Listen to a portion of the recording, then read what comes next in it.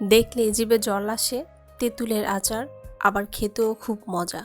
আজকে দেখাবো কিভাবে কাঁচা তেঁতুলের মোরব্বার আচার বানালাম।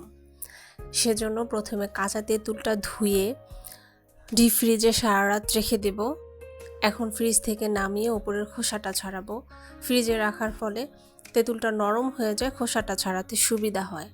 এখন তেঁতুলগুলোর মধ্যে বেশি করে পানি আর লবণ মিশিয়ে 2 থেকে 3 ঘন্টা ঢেকে রেখে দিব।